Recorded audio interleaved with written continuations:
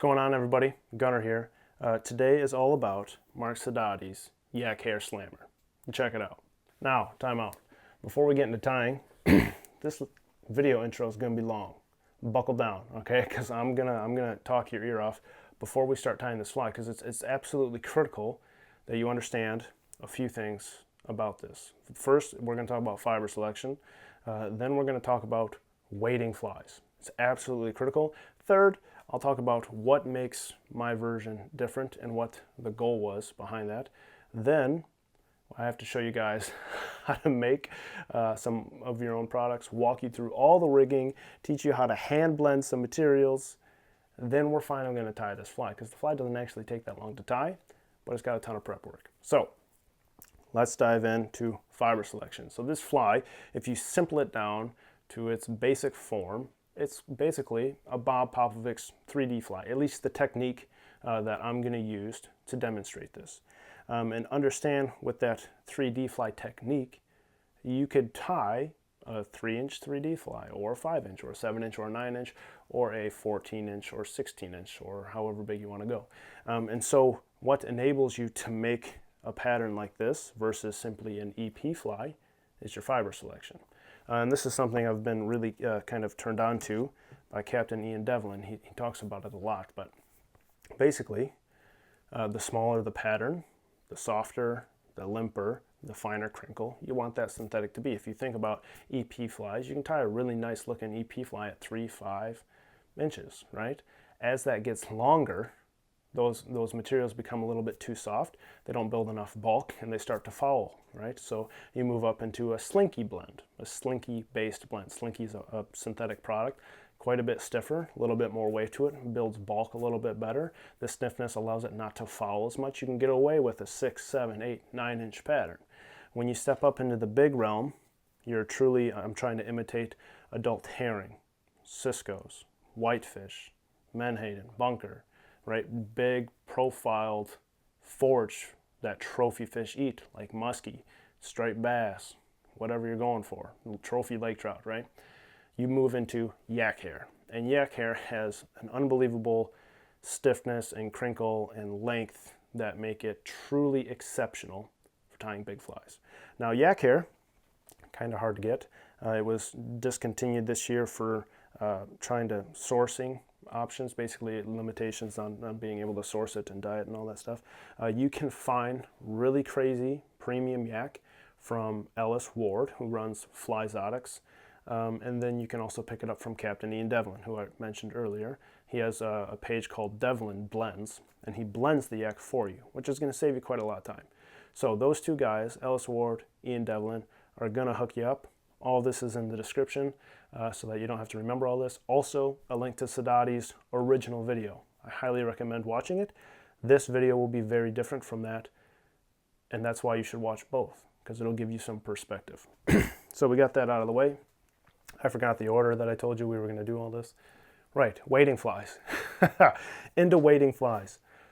So the thing that makes Sedotti's fly truly unique, more unique than anything I've ever kind of watched, is the fact that these things are weighted. And I don't mean like he put some lead eyes on it, or he filled the shank with lead or something like that. This thing has roughly about 3 grams of raw lead wire weight.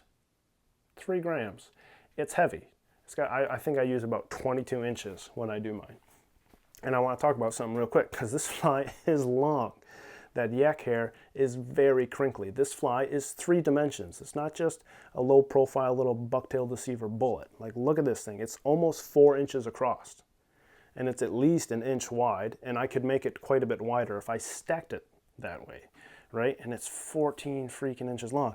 And so what you have to understand about flies, what makes a fly hard to cast? People always say heavy flies are hard to cast, but that's nuanced. Anyway. What is actually hard to cast is air-resistant flies. Air-resistant flies. Why? Because you go to cast and that thing just slows everything down. And so what happens is, to compensate, you throw a bigger rod with a heavier line. And what you're doing is you're increasing the mass of the fly line, increasing the momentum of the fly line so that the fly line can hopefully overcompensate for that deacceleration caused by fly. Now, what Mark discovered in his tying way back when, we're talking like 1990s here, was that you could build a fly so that it had its own momentum. Think about it. But give the fly momentum. And what is so cool about this is you reach a point with a fly that it basically no longer is interacting with that fly line and deaccelerating it, but it flies with it. The fly line relative to its mass and its velocity and its air resistance, and the fly relative to its mass and its air resistance, they basically just fly together. And you might think I'm absolutely crazy, but this point of weight relative to air resistance is called weight balanced, and it's the point of kind of maximum efficiency where the two can go the entire length of that cast flying together, not deaccelerating that fly line, but flying with it because you've weighted it, you've supplied the fly with its own momentum, with mass, and it makes for the craziest cool casting flies ever. Now, that could sound like a sales pitch, but I tried it. I watched Mark Sedotti's video like 5 years ago, maybe 4 years ago, and I was like, BS, I'm not putting all that weight on there, and I casted it, weightless, and it sucked. I then began to randomly weight it vaguely without a reference point or any way to weigh anything, which is something I'm going to talk about real quick here. And it sucked to cast. I tried tube fly versions. I tried cone head version. I tried all this stuff. I finally sat down earlier this year, about midsummer, and I tied it the way Mark does in the video with all that weight, and I'll show you my reaction.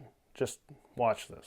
Mark Sedotti Slammer, about 13 inches or so, all yak hair, weighted, keel weighted, the way he does it. So let's see how castable she is.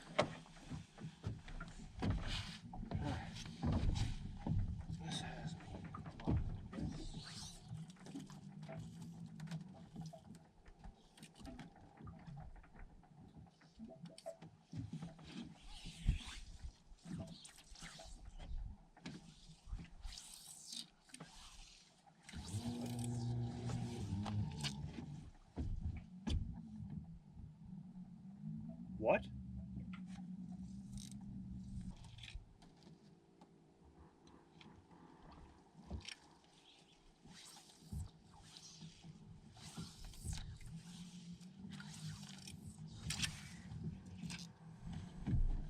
You got me.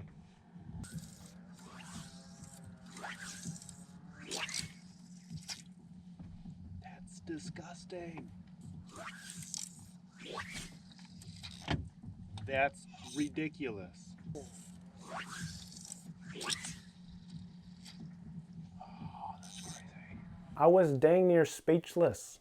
I literally just went, what? Like it just went, because it didn't have the wind resistance. It had its own momentum. It just went with my fly line. It just traveled together. I could sit there and I could pop out a 90-foot cast after cast after cast. This is like 3 hours into fishing, mind you. And it's like my head exploded.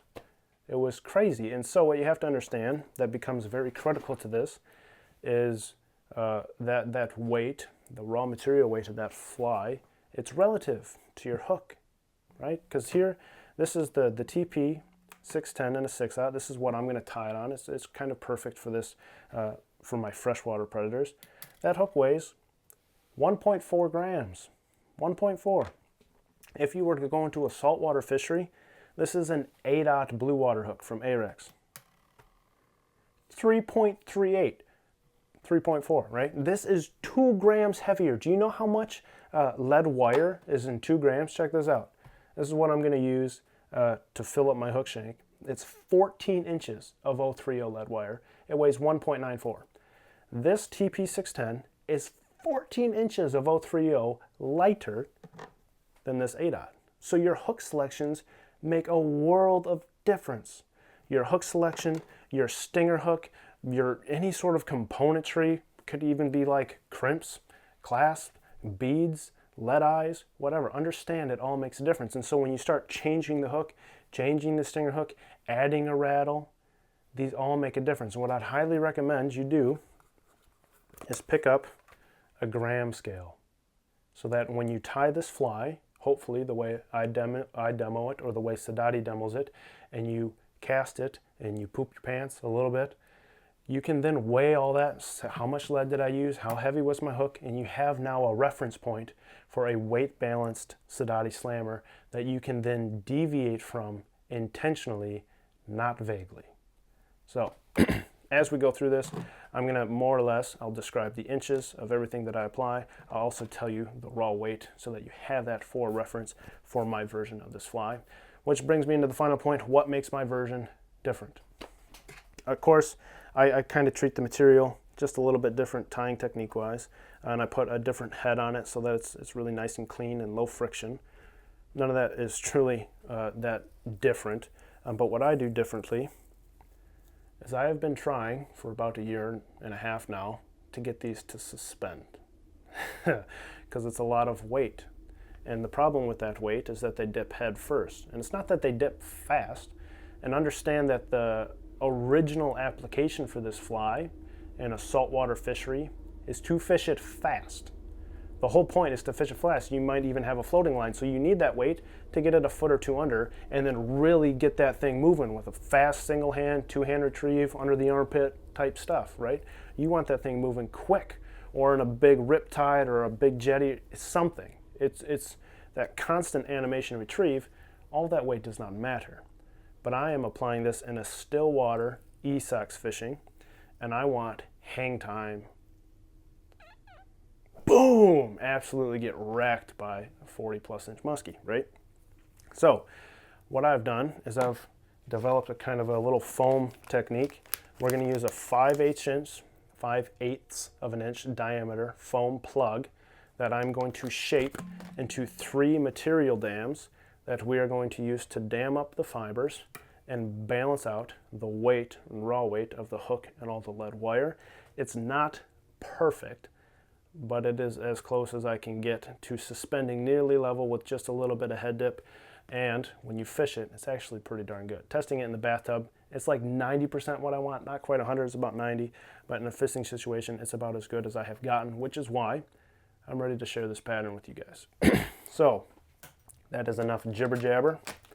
I got to show you guys real quick how to blend up some yak. I'm going to show you guys real quick how to shape and sculpt that foam to make 3 material dams that will fit on a 6/0 TP610.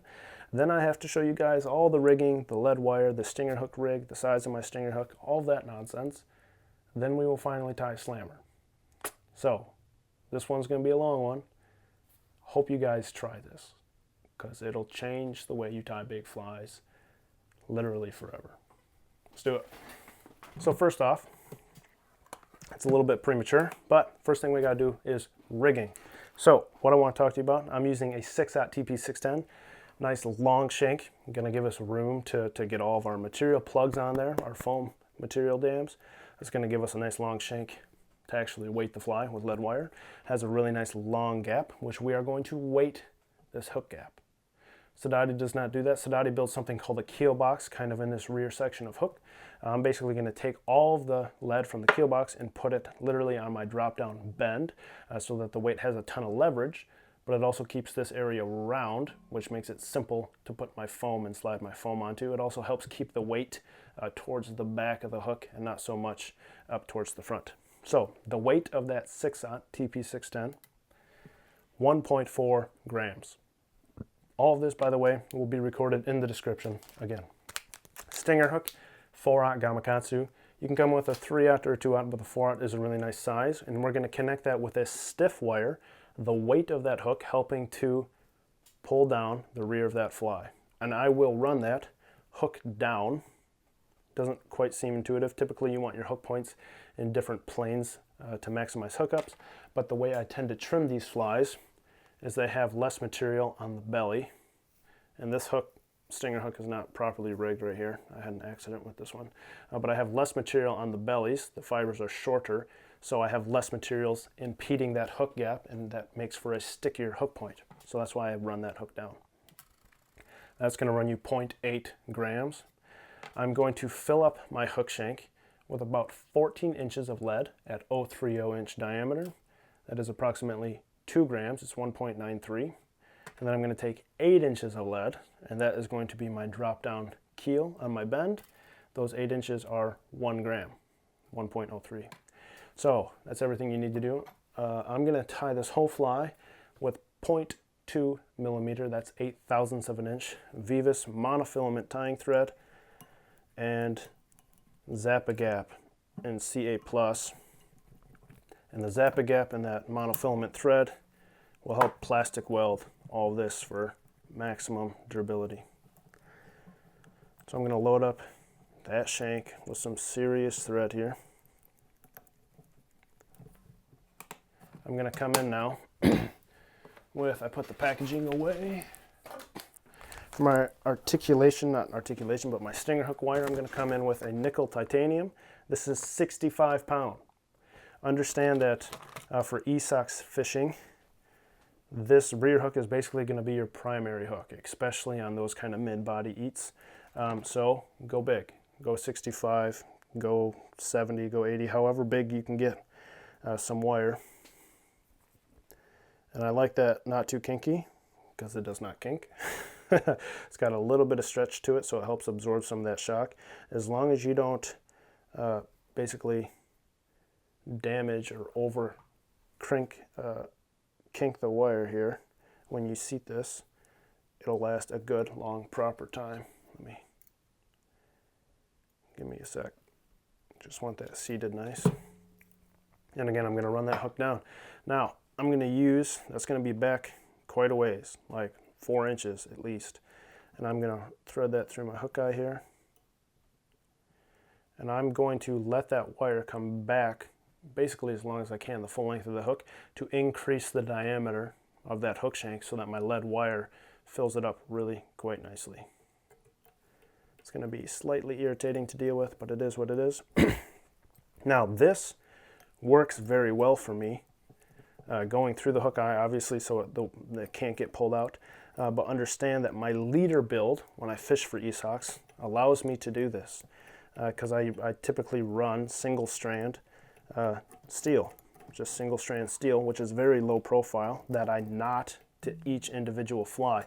So if this fills up your hook eye too much and you're someone who uses snaps, you might want to look for a different solution here. But this doubled back through gives me plenty of room in that hook eye for tieable wire, knottable wire, 40-pound, Rio bite wire, anything like that. And I use my single strand. So there's plenty of room if you do it nice and clean, but you're not going to get, like a full-sized snap in there if you're someone who uses snaps for your e-sox leaders. And I'm going to cut that right there at the bend and the back, flush with my tying thread, again to increase the diameter and the volume of this shank.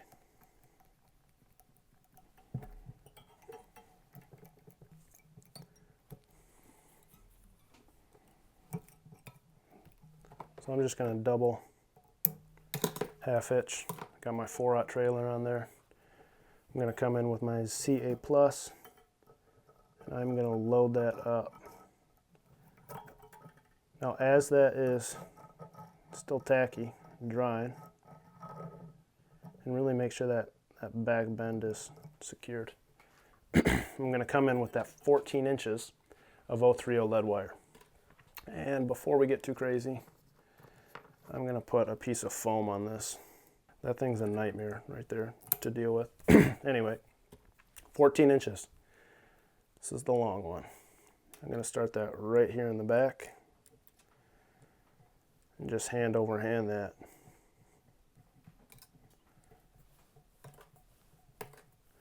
Nice and tight all the way up.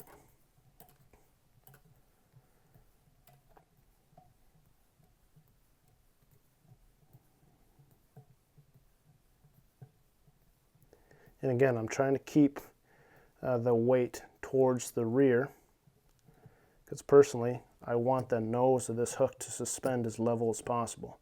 Even if it sinks, I want it to try to suspend level. So those are my 14 inches of 030. Now this gets a little bit tricky up in here, but I'm going to come in with my 8 inches of 030. So that's 22 inches total, by the way.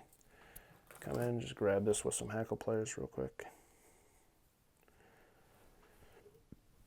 And I'm going to get that right up tight inside of there so that it all fits. And I need to get a few turns on there so that I have some friction on it.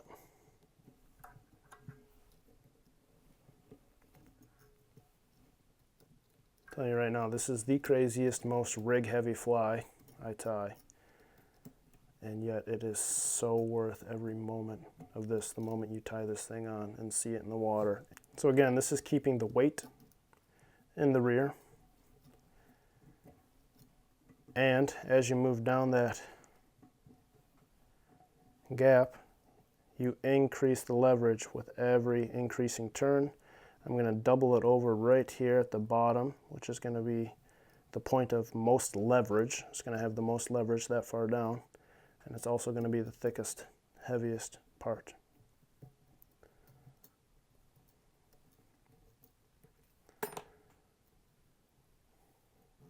Now, this looks absolutely bonkers, and yet it is just barely heavier than this 8/0, just barely. So understand how important your hook selection is relative to your environment that this fly is going to be fished, and then with a gram scale you can compensate accordingly. Now we got a lot of other work to do, so I'm just going to I'm going to hit all that stuff with just a light thing of super glue. This is something that you can cover with UV resin or epoxy to really lock it in place. You can also come in with thread wraps and wrap over all that to lock it in place. I'm just going to take the simple route right now because we're filming. So the next step, foam plugs. So these foam plugs, if you take a full plug and just lightly tie it on here, it's enough to support all that weight and actually be buoyant. But the way I trim them down to make kind of a nice soft angle for my material dam, very similar to this shape right here, they obviously lose some of that buoyancy to the point where the weight of the materials, kind of the weight of the silicone at the head, everything just makes it sink a little bit. So that's basically the shape you will be looking for. Nice soft rounded edge, 5/8 of an inch diameter thick, nice concave back so that you can seat everything over top of itself. And I'm basically going to take a full plug, and this, by the way, is probably the fastest way to get arthritis in your thumb joint. But I'm just going to sit here and make an absolute mess of things. Don't cut your fingers. And I'm going to trim this.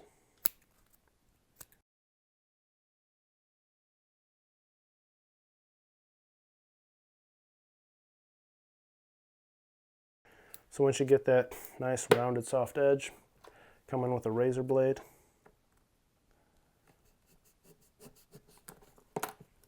Cut that flush on the back side, and then you just shove your scissors into it and clip out a little cavity in the back.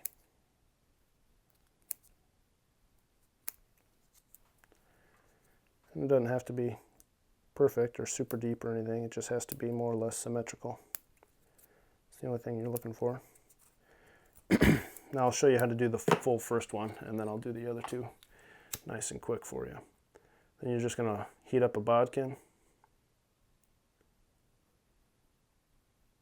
You're going to take that hot point, push it straight through that foam body, and that's just going to make a nice little path for your scissors to follow. Open your scissors up, put them through that hole, and then just ream that sucker out so that it can fit over that hook eye and over all that lead, and then over a little material tie-in section, and really make a nice material dam. It's supposed to basically like Flyman's body tubing, but a buoyant version. That's basically what we're going for. And you need 3 of them. So back to work. I now have foam all over the place, but I have 3 5/16 of an inch little basically foam material dams. That's basically the full thing. I cut it into thirds. This one's a little bit big, but I'm going to save that one for the end and try to really get some buoyancy at the head. So basically you take that full cylinder, which I think they're 1.5 inches long. Is that right? I don't know. But I take that full cylinder and split it into thirds. So now back to the yak. You have a few options here. This is from Ellis Ward. This is the Flye yak. Check, that's a fly right there. That's like 20 inch long fiber. Your other option, let me get some here. You have the Hairline UV2 Spirit River Yak Hair. This is now discontinued. If you find this at a fly shop and you want to try it, buy it now, because they're going to be sold out soon and you have no way else to get it. Other than that, you have my friend Captain Ian Devlin, who pre-blends it with flash for you. It's going to be crazy useful because this is a time-consuming pattern. It'll basically cut the time down in half. I can stack this thing fairly quickly. The blending and the rigging is actually the most time-consuming part, pre-blended with flash. Now I'm going to make my own blends here just so I can show you how to do it, but there you go. That's how you find your yak. I'm going to start my thread so that when we get on here, we're ready to go. For all you dudes who self-blend, like what I'm going to show you how to do, the product that you want is Predator Flashabou, because this stuff is 20 bloody inches long. It's freaking long. So if I have 20-inch yak hair and I have 20-inch Flashabou, I gotta learn how to talk apparently, but I can blend the two. So that's what you want. The thing to consider, the matte colors like gold and silver or purple or copper, they're solid. They're very, very limp and they won't impede the action of the yak. That's also why we're not using Magnum Flash, but I'm using Predator Flash. Thinner. If you come in with the holographics, they have that nice holographic effect to them, but they're also going to be a little bit stiffer and a little bit thicker. So you can play with that however you like, but time to get some yak hair blended up. But my tail is going to be this really cool light olive from Ellis. I'm going to use a pretty good chunk because it's going to be my tail stack, and I'm going to need a top and bottom, which is going to be about yay big. That tail stack is going to be your thickest stack. The tail stack is basically the fly, and then your top stacks and your belly stacks are your silhouette. So get a pretty good amount of that first blend base.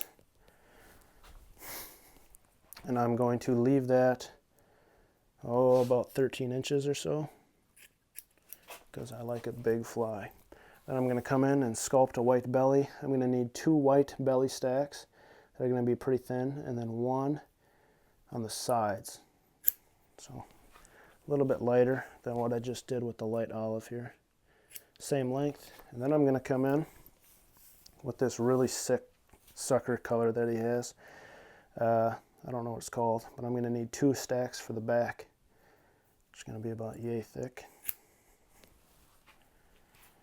And that one I'll leave a little bit longer just so I can get some tone in the rear. So something you can see, these blends are getting pretty darn complex. I tend to use, because I have a lot of colors of Flashabou, I use a lot of colors of Flashabou. So right now I have gold, I got silver, I got opal, I got holographic yellow, holographic gold, holographic copper. Basically I just run through it and pick whatever's going to complement that pretty nicely. Now I'm going to take these stacks and just kind of get them out of the way here, and I'm going to sit here and I'm going to hand blend all of them before we get started so that we can just run through the fly. Now, if you're going to do this in bulk, you can look up a video by Steve Farrar on how to blend flash. I'll link it in the description. But you basically lay it all out on the table, fill it with flash, roll it all up, tease it all out, fill it with flash, roll it all up, tease it all out, roll it back up. What I like to do is just grab it at the bottom, tease it out, and then restack it. So I call this rip stacking, and it's what I do when I blend per fly. So I'm just making one set of colors for this one fly that I'm tying right here, right now. Within there won't be any left over.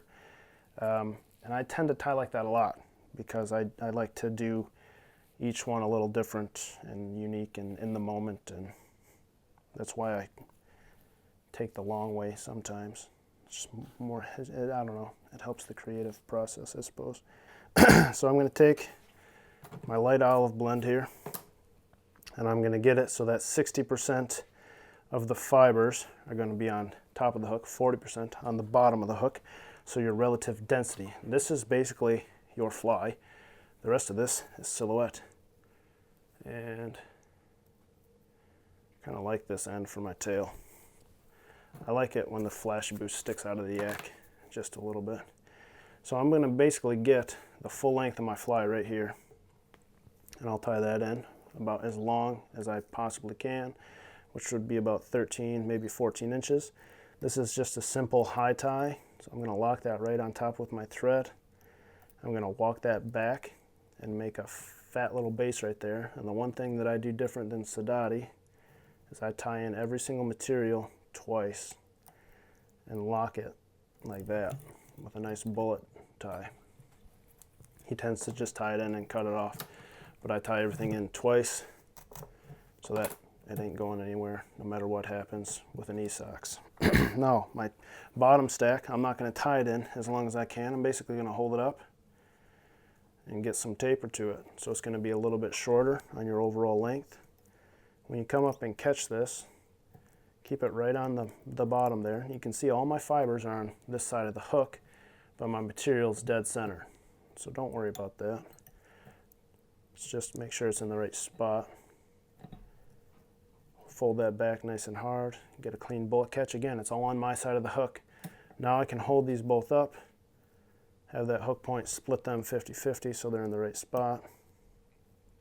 Put down solid thread, come up, lock in a half hitch, lock in a whip finish, find your scissors, ignore how insane this looks, and then free those up.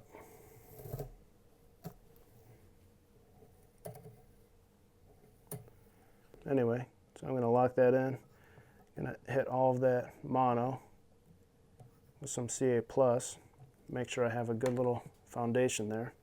Work over my first popper body and just kind of reef it on there and pack it back as hard as I can so that it doesn't eat up too much of my room here. And that's your first material dam. Come back in front of that. And so you can see we're going to get some added volume here, but you don't really need these material dams to give the fly volume because the yak hair has so much crinkle to it. I'm going to split my back color in half. The thicker one's going to go on first. I'm going to run that just shy of my tail dressing. Now you can stack this in whatever shape bait fish you have. If you have, you know, more of a suckerish, you could, well, suckers are still pretty fusiform, but you can make it, you know, width-wise, more of a sucker pattern. I'm going to tend to high tie, low tie this entire fly with only one stack really for the sides. And then I'll just come and manipulate that before I super glue and tie everything off. But so it just has a slight little veil to it for width. Come to the bottom side. This one is basically going to run pretty close to 50-50. So I'm going to fold these fibers more or less right in half. Again, it's all just on my side of the hook.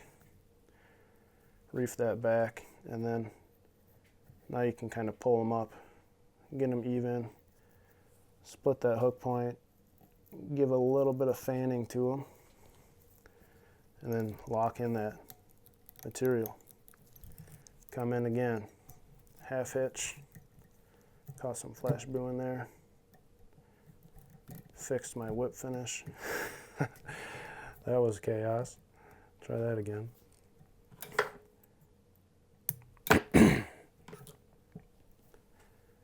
And then you're just going to comb it out. I told you the fly goes pretty quick once you're actually ready to tie it. Basically, it's just stacking.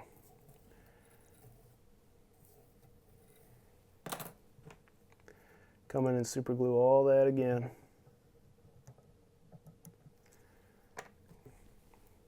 Come back in with another foam dam.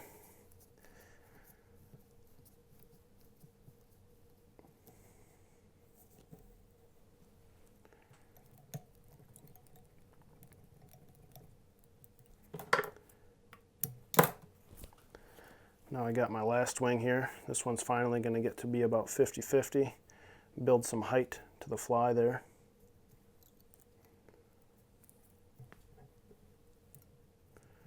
And we got a lot of stuff to tie in right here. So I'm going to make a pretty big material or thread bump here so that we can get it all in. Fan that out just a little bit. Fold that back and you'll see I'll just have a really nice kind of big thick thread bump right here, so that we can get it all on.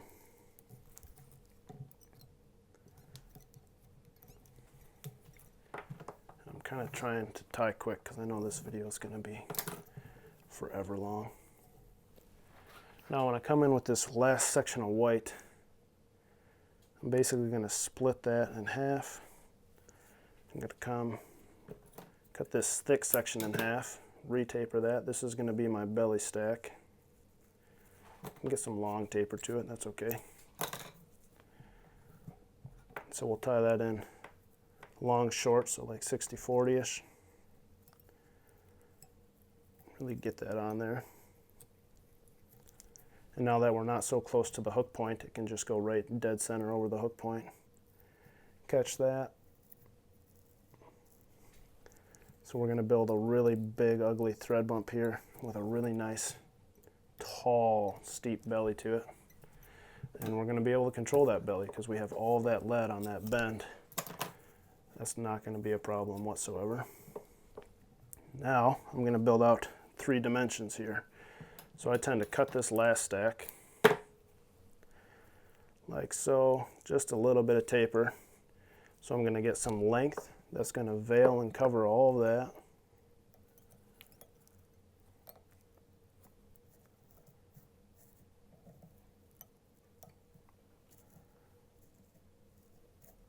It's also going to give you some shoulders and 3-dimensional attributes right here at the head.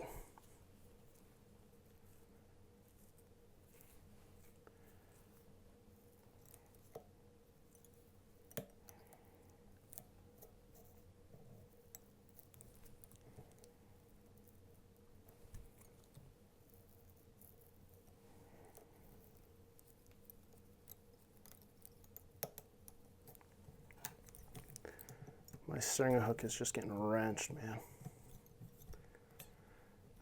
So let me come in here.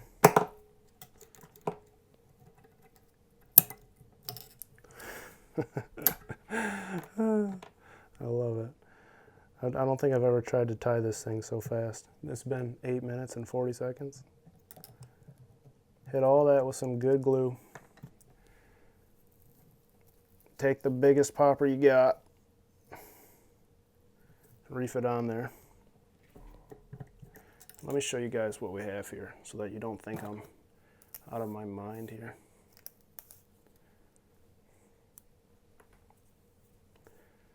I'm pretty sure if you've never seen one of my videos before, right now you're just about ready to write me off as a crazy person.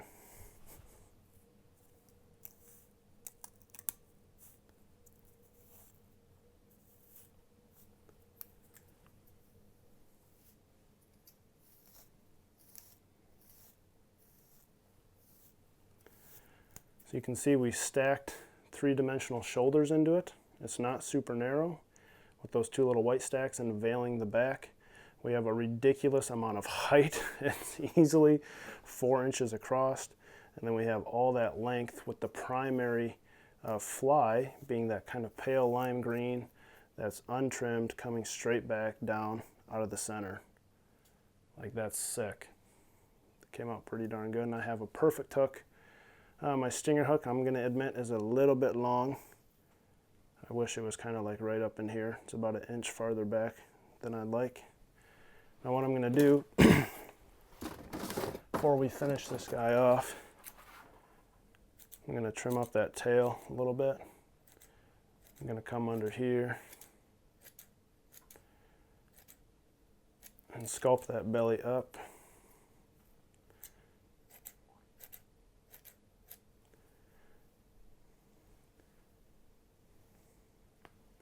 That just got streamlined pretty darn good right there. Check that out. That yak will hold that steep belly shape really nice in the water. And I have all of that length, silhouette, counter shading, tone, and flash blends going all the way back. Sick. That's locked in. This monstrosity is locked in. I'm going to come in now. Something you can do over every single one of these foam pieces that I neglected to do, one, because I forgot, and two, because it takes a little bit of time. But these all have Flashabou body tubing flared over top of that foam, and it makes for a really cool flash core. And I'm going to show you how to do it right here, because it also makes for a really cool gill pack behind the head. So you come in with, you know, an 1.5 inch section of Flashabou minnow body tubing. It's just a mylar cord over rope. Obviously you take the rope out of the center. That's just a spacer so that I can actually wrap the mylar on it. Flare it with your finger. Push that right over that hook point.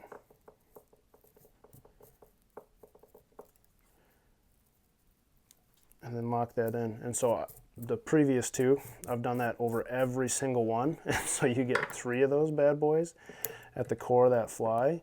And it makes for some really cool contrast, really tight to that hook shank. Of course, it's right at the head and the gills and your fins and everything. It's a really cool accent to throw in there.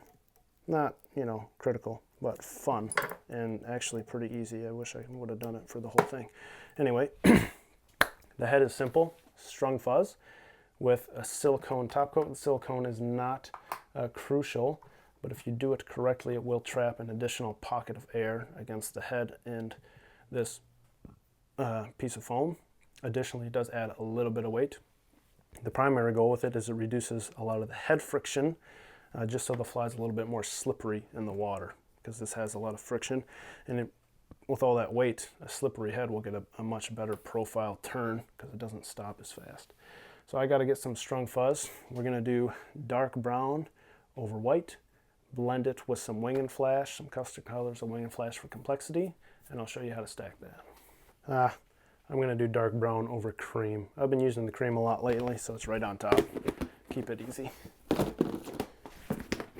Because we went with a very copperish tone, I'm going to use medium brown. This is a nice coppery color that's going to blend with this brown really, really well.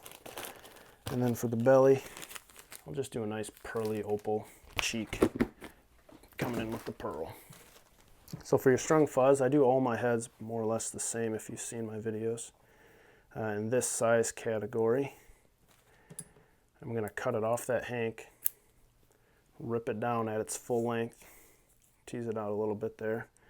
I'm going to cut that in half and cut it in half again. So it's going to be at 1/4 of the length of the hank. That's going to be my rear stack. That's my front stack. I'm going to blend them together to save time. And I'm going to do the same with the bottom. So those are your proportions.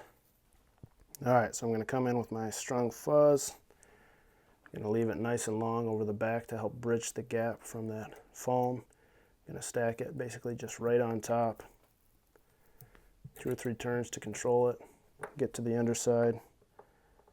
Come in with my throat patch here. It's going to be a nice fluorescent. This one fluoresces quite a bit. Creamy throat patch. Again, just 2 or 3 turns right tight to that foam. As I bring my thread forward and up here, see, I'll just pull back the brown first. Come up, get the cream locked in place. Just get my thread on, and then I can pinch that stuff to the sides if it wasn't tied in perfectly. Just manipulate it now after the fact.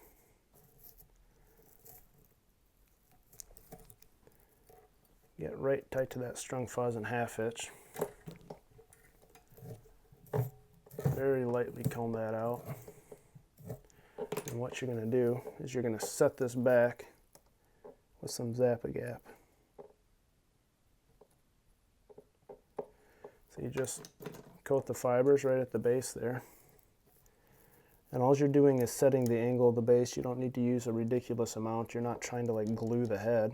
You're just trying to set that hollow angle so you don't have to use thread to do it, so you don't crowd your hook eye. It's all about keeping everything clean right there at the hook eye so you can actually get this guy tied off.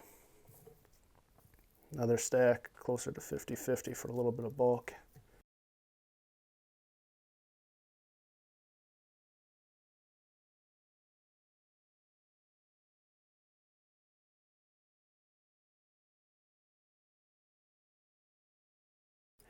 You know what?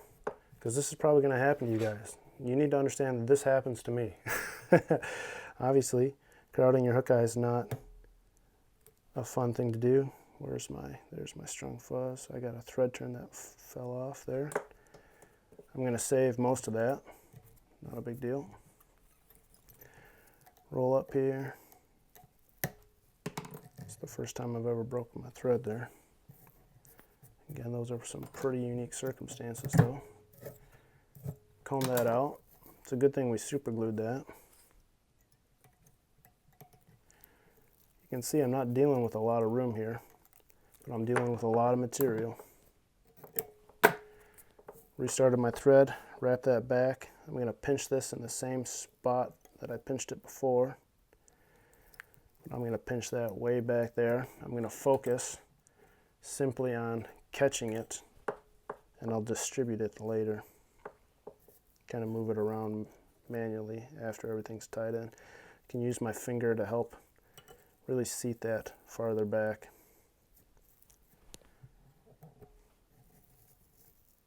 Ha! Look at that hook eye. It's not that much better, but it's better.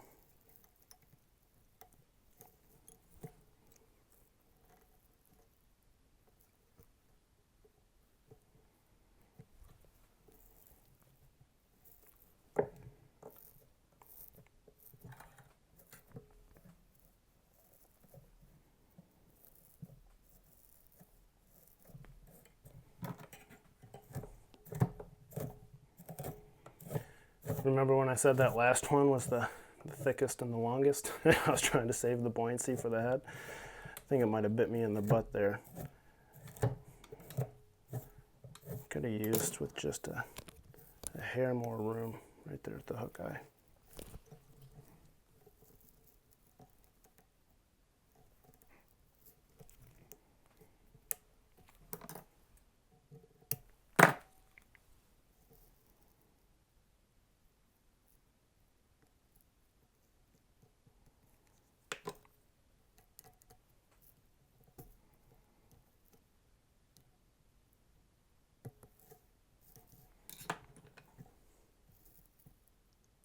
So I'm just taking my CA Plus, soaking it right into my thread wraps with just a little bit of extra, and then taking my fingers while I pull that back, and I have a fully cleaned hook eye despite all of that chaos. All right, we're running on the batteries here. Time for some quick comb it out. Peel it back. Don't screw it up now. You won't forgive yourself for that one. Of course, you could always just cut the head off and redo it. But I'm gonna just shape that so that it bleeds into that yak hair as best I can. Try to get it nice and clean on the sides because we are gonna glue some eyes on here. The eyes are gonna be 3/8 of an inch. You can see I got them on my thumb there. 3/8 of an inch sticker eyes.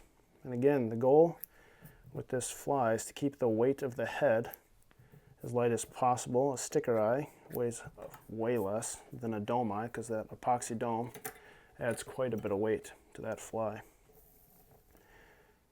So come in with a sticker eye if you can, the biggest one you can find.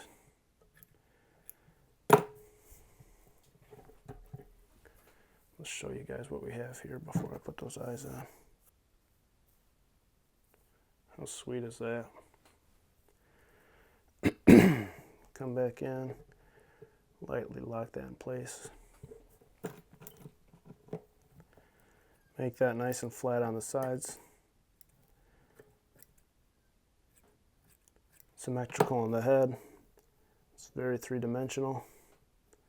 I'm going to come in with liquid fusion.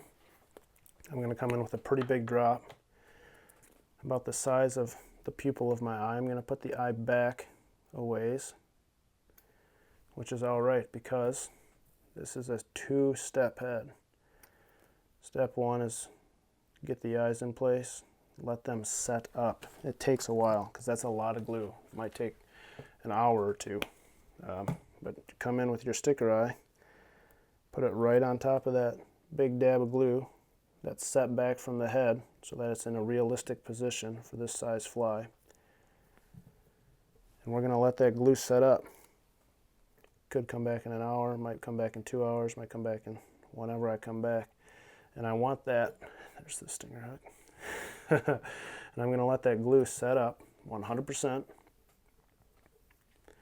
And then what I'm going to do is I'm going to come in with some silicone in clear and do a thin single layer top coat over all of that strung fuzzy fiber and trap and seal in that head and put a layer of silicone over those eyes to maximize and increase their durability. All right, it's a few hours later. That glue is set up nice and firm. The reason why I like to glue the eyes to the fibers is because I can do one single thin layer of silicone, because the silicone is quite heavy. If you put a lot of silicone on here and then apply eyes and then try to put silicone over the eyes to seal them in place, it ends up being quite a bit of head weight that I don't want. I just want one smooth layer, trap some air between this head and that first foam, coat the eyes, slick it up, remove all the friction. I will say, I'm pretty darn happy with how this came out for how fast I tried to dye it. I just wish that stinger hook was like 1.5 inches shorter. If it was right here, that would be about perfect. So, I didn't tell you the length of that stinger hook, so it shouldn't bother you, but when you guys do this on your own, don't imitate that portion of the video. So I got that locked in. I'm going to come in here. This is GE2. You can use GE2, GE2+. Basically the difference is this one has a little bit less ammonia smell to it, but they're all, any of the GE silicones are fantastic for this. You want it in clear. They do offer different colors, so be wary of that.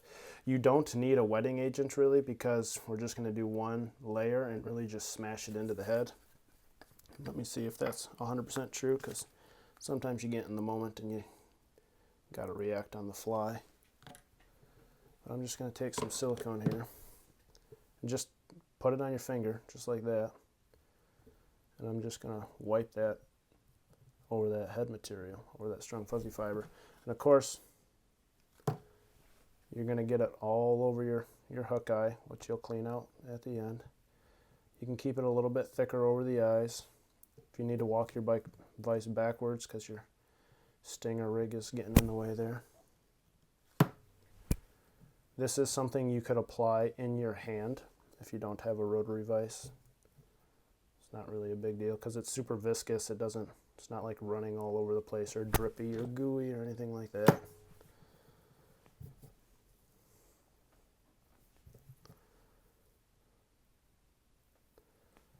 Alright, now I'm going to focus up a little bit.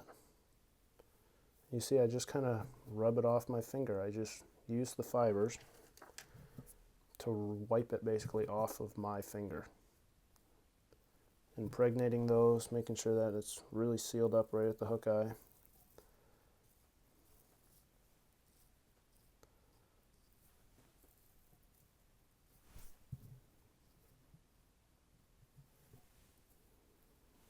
And this will, if you put it especially over kind of a dark fiber, it'll kind of have kind of a muddy look to it when you're done, but for the advantages of it, I think it's well worth it, even if it doesn't look perfectly true to tone. And something I have in my desk right now that you've seen me reach for is a rag. You should do this with a rag, paper towel, anything of the sort like that.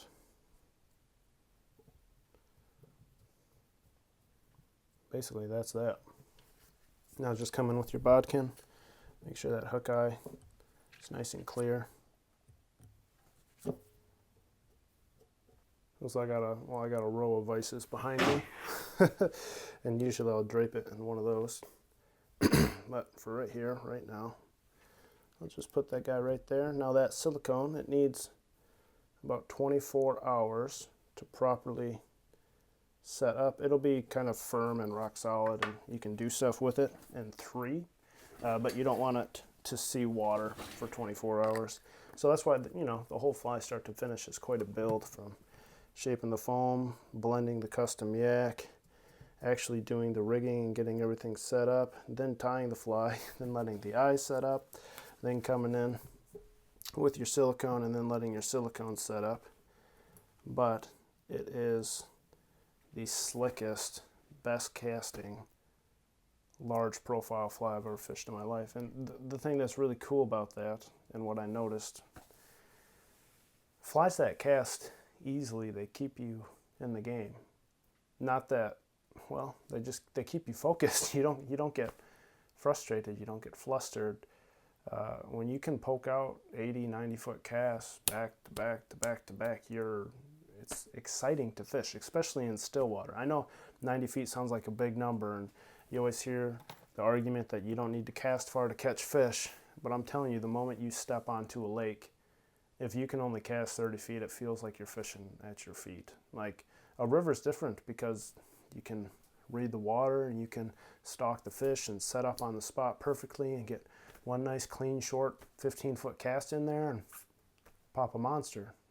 But when you're still water fishing, when the name of the game is covering water, when you're fishing for low percentage fish like musky and you're counting down your 10,000 casts and paying your dues, you need to have a fly that you can cast joyfully, because otherwise it feels like you're just hitting your head against the wall, because it's absolutely miserable to try to catch low percentage fish with flies that do not effectively or efficiently cover water.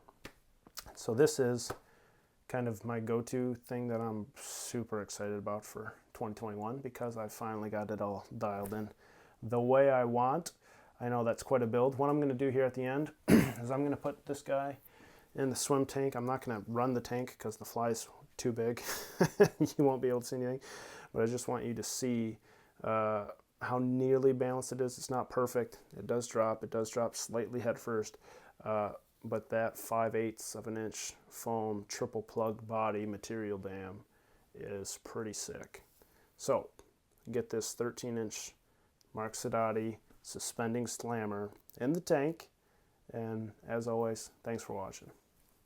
And of course, as soon as it gets in there, all these fibers, they need to kind of get in the water and absorb some of the water. So this takes a while here. Whenever you get to your fishing spot, you always want to get your flies wet before you fish them. That way they're fishing on the first real cast when you put them in front of a fish. You just kind of get this thing wet. You'll see once it's fishing,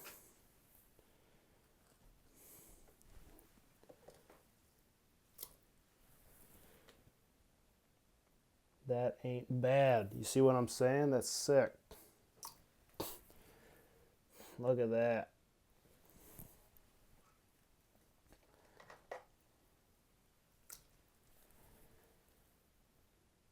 That ain't perfect, but it is pretty darn close.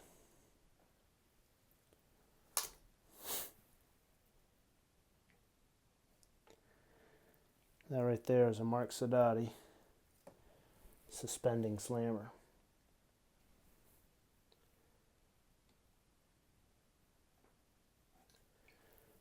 So you can see I kind of tie it like a Flashabou fly almost. I blend quite a lot of flash into that yak hair, because the yak gives the flash structure, so you can create like a 3-dimensional Flashabou fly, more or less.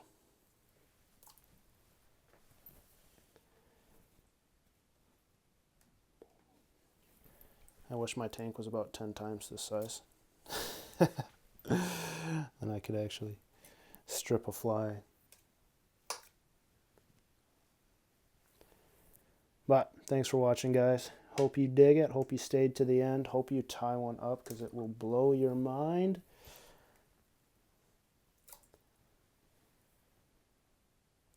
Yes, look at that thing.